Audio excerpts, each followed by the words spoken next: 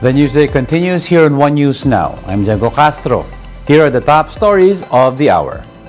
The Philippine Amalgamated Supermarkets Association says some manufacturers have submitted a petition for price hikes on their respective products. According to Stephen Kua, who stands as president of the association, they are still unsure how many products will be affected by the price hike.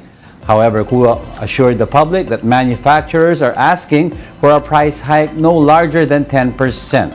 The group is hopeful that the Trade Department will grant their petition. To talk more about this, we have on the show Stephen Kua, President of the Philippine Amalgamated Supermarkets Association. Good morning, Sir Stephen, and thank you very much for joining us this morning. Hello, my pleasure. Pleasure. Good morning, Diego. Yes. Yes, sir. Let's start off now. What are the reasons for this price hike petition? No, actually, DTI sa kanila galing. No? DTI ang magsabi na, some manufacturers have asked for a price adjustment. Okay. Now, I'm not sure how many. I'm not sure what products. I'm not sure which manufacturers. Yes, but do you have an idea, sir? Ano yung range ng price increase petition? You said this won't go above 10%. Well, DTI will not allow any price increases beyond 10% for the items that they're monitoring. No? For items which they don't monitor, well, you may increase your prices as much as you want. Anyway, if you price yourself out of the market you go, right? Yes. So DTI is just monitoring around 300 items now, which they feel are basic necessities and items which the public needs every day. So these are basic goods in general. What other products are covered? Well, including detergent, bath soaps, no. So these are identified or labeled as daily needs. Now we need to take a bath, lalo na with this humidity and this heat. Yeah, that's right. You know. Sir, let's step back a bit now. When was the petition filed? The DTI has earlier said that there will be no price hikes in the SRP of products. Well, they did mention, so I actually don't know when. And saka iba-iba, no? I mean, hindi naman sabay-sabayan, no? Pricing is a management strategy. So it depends on the management of these manufacturing concerns, which who feel that they need to adjust prices. I'm sure for reasons that they have, which are peculiar one to the other. No, could be a CBA, could be a payment of a big loan to a bank, expansion. Yeah. How confident are you, sir, that the petition will be approved by the DTI? DTI says they don't plan to approve any increase for the next 2 months, I think, which is good because I feel that which I feel is a bit choking for manufacturers, no? Lalo na these manufacturers who have reasons of their own why they need to increase prices, di ba? Kailangan free enterprise tayo. We're a democratic country. We're not in a communist country. That's right. So I think aside from DTI being concerned about consumer welfare, it'll be good that they're also concerned about the development of the different manufacturing industries, now food in particular, no? Which is very basic. Yeah. Basic update lang, sir. No? Have you monitored any price increases in supermarkets now, or wala naman paggalaw? Well, for the last 18 months, every month may increases. Okay, not on the same items, of course, and sometimes some items will increase by a few percent this month, and then maybe after another 6 months, paudlot-udlot, no, in staggered increases, no, not all at the same time. If they need to increase by 10%, they'll probably increase by 2% now. And then look at how the market reacts to it, and then probably increase by another 4%, and then again review when they want to increase their last 4%. That's probably how they do that. Yeah. And sir, what are the usual products that increase? Again, those items which are the bad part is they've increased. I think they've increased enough already through the last 18 months to 2 years. And some of them have decreased the size, the quantity, the size of the content, no, the quantity of the content.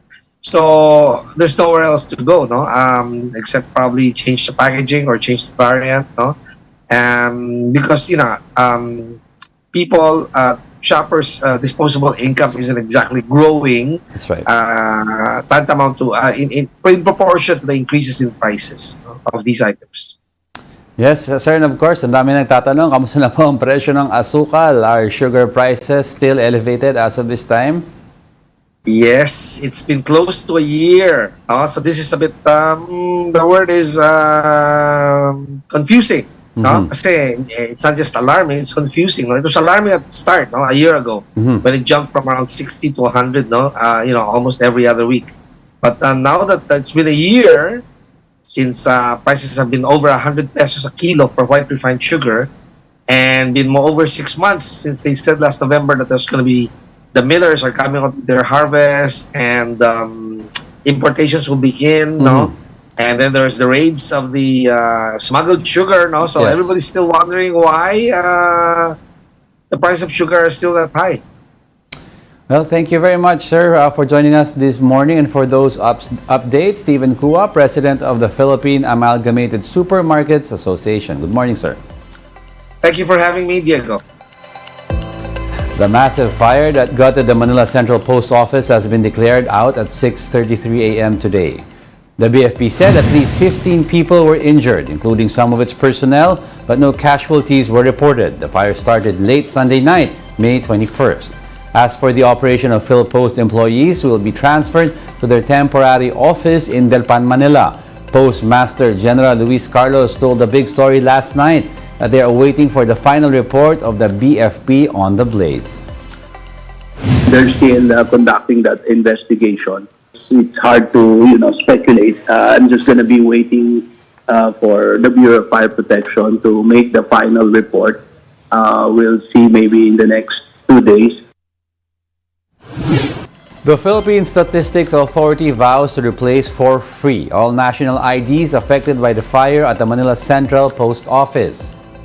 Undersecretary Claire Dennis Mapa said only PhilIDs for delivery in the city of Manila were affected by the fire. He explained that other PhilIDs are sorted and stored at the PhilPost Central Mail Exchange Center in Pasay. Meanwhile, the National Commission for Culture and the Arts lamented the fire that hit an important cultural property. The commission vowed to provide assistance in the restoration of the Manila Central Post Office. We'll be back with more stories after the break. Keep it here on One News.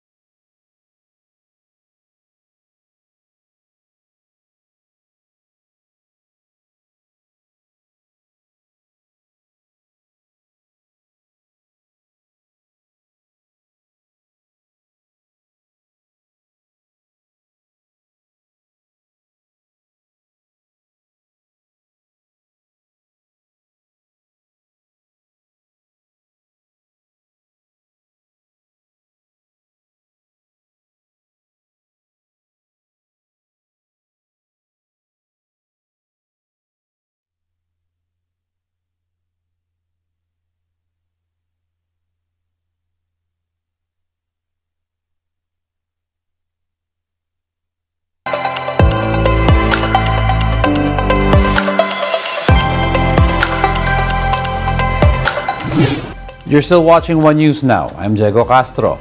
Philippine Information Agency Director General Ramon Kualoping III announced that he has stepped down from his post. In a Facebook post, Kualoping announced that the Presidential Communications Office has accepted his resignation, which he had tendered last April 4. Kualoping says his resignation would allow PCO Chief Cheloy Garafil to select who she sees fit to lead the PIA.